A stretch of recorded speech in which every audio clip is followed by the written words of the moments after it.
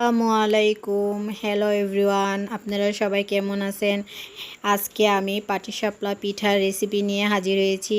এখানে আমি দুইটা নারিকেল নিয়েছি। এখন আমি নারিকেলগুলা সবগুলো আস্তে আস্তে কুড়িয়ে নিব। দেখেন আমি কি সুন্দর করে আস্তে আস্তে নারিকেলগুলো কুড়িয়ে নিচ্ছি। এখানে একটু ময়লা পড়তেছে নারিকেলের আঁশ থেকে। আপনারা নারিকেলটা যখন ভাঙবেন সুন্দর করে নারিকেলের ময়লাগুলো ঝেড়ে নেবেন, তাহলে আর নারিকেলে ময়লা পড়বে না। এখানে আমি চুলায় দুধটা গরম করতে দিয়ে দিয়েছি। তারপরে আবার নারিকেলগুলো কুড়িয়ে নিচ্ছি। আমার প্রায় নারকেল কোরানো শেষ, আর একটা আছে, এটাকে আমি আস্তে আস্তে কুড়িয়ে নিব। দেখেন আমার এখানে নারকেল কোরানো শেষ হয়ে গিয়েছে। এখন আমি চুলায় দুধটা গরম করতে দিয়েছি। আস্তে আস্তে এটা যখন ঘন হয়ে আসবে তখন আমি এটার সাথে লং, এলাচি, দারচিনি এবং চিনি অ্যাড করে দেব। দিয়ে এটাকে সুন্দর মতন বলক তুলে নেব। যখন ঘন হয়ে আসবে তখন নারিকেলগুলো আস্তে আস্তে আমি দিয়ে দেব। দিয়ে একটু একটু করে নাড়া দেব। নারিকেলগুলো যেন সাইডে না পড়ে যায় তা আস্তে আস্তে দিচ্ছি। সুন্দর করে প্লেটের থেকে সবটুকু নারিকেল দিয়ে দিচ্ছি আমি। এখন একটু নাড়া দেব। নাড়া দিয়ে সুন্দর মতন যেন সব দিকে ভালোভাবে নারিকেলগুলা মিশে যায়। এখানে একটু ঘন করার জন্য আমি এখন একটু চাইলের গুঁড়া অ্যাড করব। তারপর সুন্দর করে নাড়া দেব। নাড়া দিচ্ছি, বলকটা আসবে, সেজন্য চুলার জালটা একটু পরিমাণ বাড়িয়ে দেব। দেখেন আমি চাইলের গুঁড়াটা অ্যাড করেছি যাতে পুরটা ঘন হয়, সুন্দর হয়, সেজন্য। এখন নাড়া দিচ্ছি।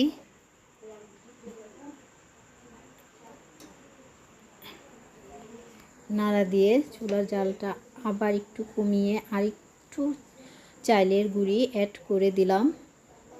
এতে পুরটা সুন্দরভাবে ঘন হয়ে আসবে। এখন আমি সুন্দর করে নাড়া দিচ্ছি। নাড়া দিয়ে ভালোভাবে মিশিয়ে নিচ্ছি। দেখেন পুরটা কি সুন্দর ঘন হয়ে আসছে।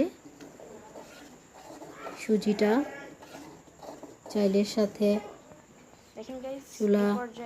চুলার জালটা আমি এখন বন্ধ করে দেব। আমার পুরটা হয়ে গেছে। এখানে আমি একটু রসমালাই খেয়ে নিলাম। রসমালাই খেতে আমার খুব ভালো লাগে। এখন আমি ছোট্ট একটা বলের মধ্যে 1.5 কাপ পরিমাণ ময়দা নিব, তাহলে পিঠাটা সুন্দর হবে, নরম হবে।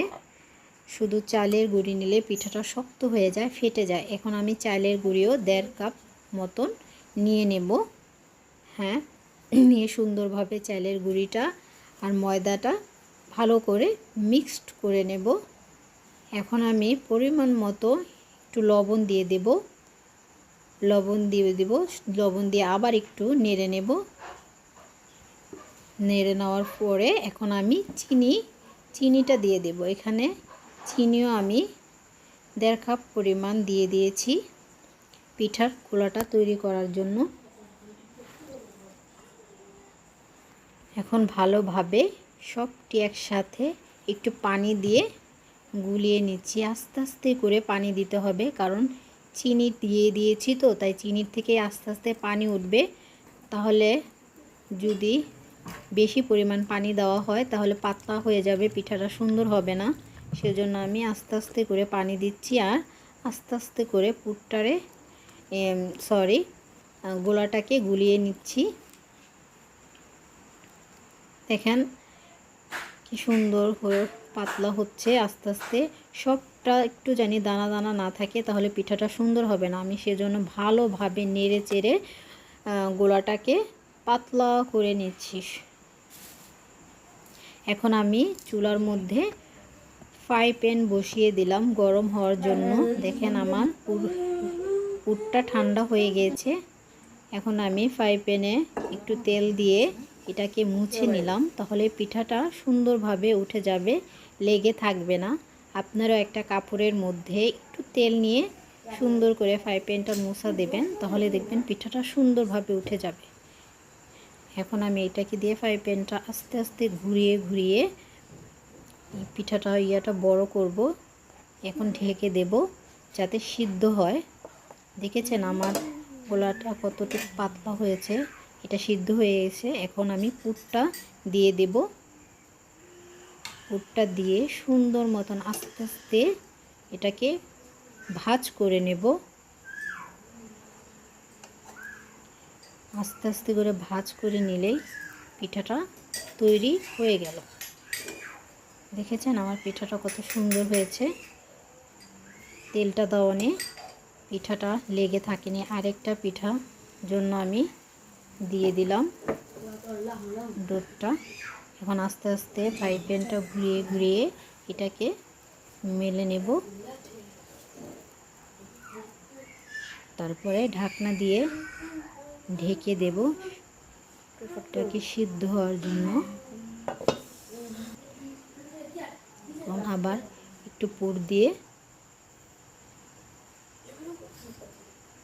দিচ্ছি। আমি পুরটা একটু বেশি দিয়েছি যাতে পিঠাটা খেতে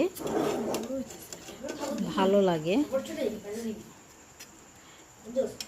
দিয়ে সুন্দর মতন আস্তে আস্তে এটাকে ভাঁজ করবেন যাতে পিঠাটা পুরটা যেন ছড়িয়ে না যায়। আমি আরেকটা পিঠা তৈরি করে দেখাচ্ছি। আস্তে আস্তে করে ফ্রাই প্যানটা ঘুরিয়ে নেবেন, তাহলে পিঠাটা সুন্দরভাবে উঠে যাবে। দুধটা একটু পাতলা করে নিলে তাড়াতাড়ি পিঠাটা সুন্দর হয়, ভাঁজটা করা যায়।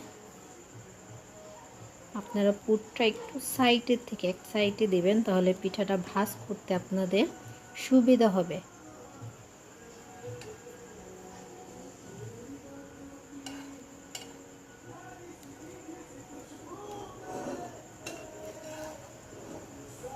আমার পিঠাটা কি সুন্দর উঠে আসছে, কারণ তেল দিয়ে মোছা দেওয়ার জন্য ফ্রাই প্যানটাতে পিঠাটা লেগে থাকে না।